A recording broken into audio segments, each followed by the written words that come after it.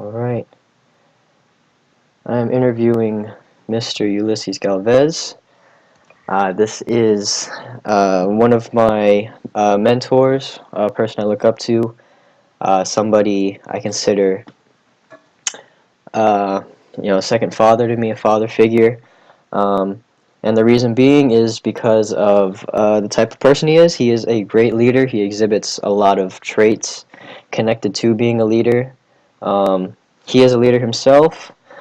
He is a retired corpsman from the Marines, and with the retired time that he's had, he has been using a lot of it to curate and gain knowledge in regards to like health, and branching off from health. He has the ability to create um, a good following, and he can empower people through the methods that he uses. So without further ado, um, let's get right into it. So, Mr. Ulysses, I'm going to just start it off with something simple. What do you define leadership as? I would say I define leadership as a a uh, a very worthy endeavor that somebody that is put in that position has to work at, has to listen, and and is a leader of not only men, but anybody that's below him in any type of capacity of whether it be in work or in life or whatever. But the leadership is somebody that is not only a mentor, but somebody who's going to be leading people on the path of whatever needs to be done. Okay. So with that being said, could you name at least three characteristics of what makes a good leader? I would say three defining characteristics would have to be a great leader needs to be a good listener, somebody that listens to their subordinates and people below them. And in that regard, a great leader also has to have courage to do what is needed uh, to get not only the mission done, but to also get uh, be able to take care of your subordinates below you. Mm-hmm. And then number three, I would say it would have to be respect. Respect is very important to be not only given, because the only way you get respect is to give respect. So a leader needs to respect his people below him, so that his leadership skills can further whatever endeavor he's engaging in. Okay. Mr. Ulysses Galvez, one of the great things that I look up to him for is that he actually took it upon himself to train an entire soccer team through conditioning and physical fitness, both in the off season and even during the season. He didn't have to, but just because of the passion that he had for the way that he likes to empower people, as I said before, he just took it upon himself to do it. And the soccer team actually, we did well throughout the season, and we can credit that to the conditioning that he put us through. And with that being said, he had to juggle a bunch of things, such as managing a pool, running an athletic program for military personnel. So, could you describe what like a normal day was for you, or like a typical day? I would say a typical day would be Monday through Saturday for me, starting at around 05. And the reason starting so early is because we had a lot of military units that would ask to be trained under Spartan Aquatics for their personnel.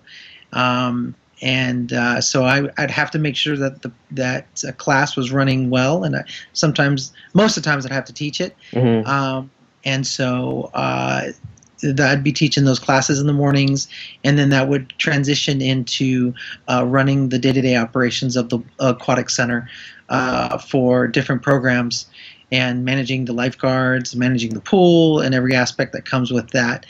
And typically speaking, my day would usually end around about 10 o'clock. I would say 9 or 10 o'clock, depending on the season and depending on what was going on. But it was a lot of having to juggle family and work and the program too. Interesting. So I'd say you'd say that you had a pretty full plate about 5 or 6 days out of the week then. Correct. Okay. So with all the great leadership that you've exhibited, that I've witnessed, what would you I guess what would you credit that to? Like who was your mentor and who do you go for advice? The single person that I always credit would be a gentleman by the name of Master Chief Hegwood. He was a former Navy door gunner and then transitioned from that in Vietnam to a Navy SEAL and then ended his career as a master diver with the Navy. I had a chance to work with him and work for him in my career, and he saw the potential in me. He saw what I was. He saw my leadership skills, especially, and really pushed me to further those goals and to challenge myself and to fill that role. So that would be him. That would be him. Nice. So coming off of that, what would you say you enjoyed most about your career back? Let's take this back to that time period when you were the most busy. So like in Okinawa, Japan. What did you enjoy most about your career? I would say we're working with the schools, working with you guys, the middle school and the high school. Motivating. I think for me the thing was to motivating the kids in the PE classes and showing them a different aspect of what a great exercise program can do for them in their lives, whatever they were planning on doing, whether it be soccer, like yourself, or football, or whatever, but that you could take a program and make it fun and enjoyable and challenging and also motivating and able to adapt and to any group or any population, whether it be older people, younger people like yourself, or any type of high caliber athlete, or even special forces guys. So for me, that was the most, out of all that, the most enjoyable was working with the kids because it really challenged me to not only keep their interest, but to also manage them and make sure that they're engaged and they're focused on what we're trying to do in the program. Nice, nice. So just backtracking a little bit. Um, did you ever see yourself as I say like a leader? And if not, how did you accommodate that?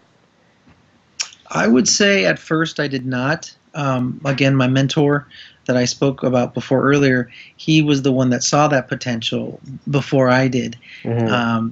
Because being a young person, especially in the military, you tend to only be worried about yourself and focused on yourself, Hmm. and so you're not really worried about anything else.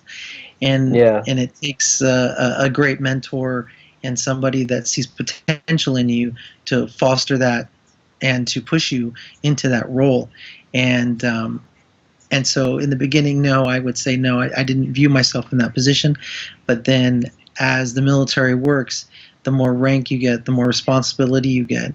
And so it was an easy transition for me to just follow that route just because I had to, and B, I had great leadership above me that was mentoring me and pushing me and challenging me at all times. Nice. So, and then just branching off of that, has the role of being a leader ever intimidated you before? Absolutely. I would say about 90% of the time, over 90% of the time, anytime I was put in a leadership role, I was very scared Mm. of letting, not not so much letting myself down, but letting my subordinates below me down, Hmm. meaning that I wouldn't be able to feel their needs or fulfill their needs and also to take care of the mission at the same time, whatever it was, whether it be in the military or even managing the pool, the lifeguards, or even the exercise program, or even working with you guys. It was always a scary thing to do, but the thing that you learned that I learned as being a leader for so long is that regardless of how scared you are, you can never show it, and you need to constantly act like you know what you're doing, Mm-hmm. and then if you have an issue or a problem, whatever comes up, you need to look to your leadership that's above you for help right away. But yes, it was always a very scary thing because, especially for me and the way I was taught, I didn't want to let my guys down or let anything bad happen to them. Okay. So, what would you say are some challenges that you faced throughout your career? I would say some of the one of the greatest challenges was in the military, being deployed overseas in combat, having to take care of multiple corpsmen that were underneath me, subordinates. Anytime that they could not fulfill the mission due to illness, or they just needed a break, being a leader, you have to step into that role and take care of your troops, because I mean, you could go the other route and say, just suck it up and do your job, Mm-hmm. uh, but that's not a great that's not a great leader. A great leader is somebody that is going to get the mission done, but also take care of his people, uh, even more than he takes care of himself. So that was very challenging aspect. And then number two, volunteering also was not only enjoyable with in Okinawa and doing things with you guys, but it was also very taxing and tiring. You think about the day, and so there were some times that I would say to myself, oh man, maybe maybe I'll just take a break today or Mm-hmm. take a break next week and not do it, and I could just give an excuse. But again, with that mentorship that I had, I knew that I couldn't do that. That I needed to follow through on what I had, um, whatever I had agreed to. So if I said I was going to help the high school out or help a unit out, that I follow through, and that I'm true to my word. Mm-hmm. Okay. So, we're approaching the end of the interview, so I'm going to leave you with two final questions. So, how would you define success? What's the first thing that comes to mind when you hear it? I would define success in family, that you are not only able to fulfill your mission at work, but you're also able to fulfill your mission with your family. You're able to have a healthy relationship with your children and also with your wife, and you're able to balance both. So for me, the ultimate success in life would be that you have a successful family and also a career, but family is more, I would say, is more important, just because that is a lifelong endeavor. Mm-hmm. No, most definitely. So I'm going to leave you with this final question then. So what advice would you give then to young aspiring leaders? I would I would say that there is two management styles, and that I had ran into that that I there's one style that I follow, and so the two styles are that um, you can either say this is a chance to put into practice all the things that I know are right, Mm-hmm. and to treat people the way I wished I'd been treated. Or you can go the other route, which is payback for everybody who ever made me bend over and pick up a piece of trash or a piece of paper or any other thing. Mm-hmm. And I think most leaders, unfortunately, today choose the latter. They choose the payback, Mm-hmm. and instead of the first one, which I try to strive to do every time I'm in a leadership role, and that you remember where you came from, and remember that you were once one of those troops that, or one of those people that was in a subordinate role, and that you remember how that felt when you came up against a leader that was lacking or treated you with disrespect. And Hmm. so I would say always strive for that one, A. And then the second one is when when you're presented the opportunity to be either right or kind, always choose kind. So for me, that's those are two of the most important things as a leader. If you can handle those two with empathy, I think you can become great like Martin Luther King or Nelson Mandela or Gandhi. Hmm. Okay. Well, those are you, Mr. Galvez. You provided some pretty solid answers to these questions, and I appreciate you for the time. Um, Yes, sir. thank you for giving me insight to your tunnel vision on this topic, because as you know, there's different types of leadership styles. People look at it from different perspectives, so it's just interesting to see your thought processes, and just how you carry about and do things. So again, thank you for your time. This has been the leadership interview. Thank you. Thank you. All right.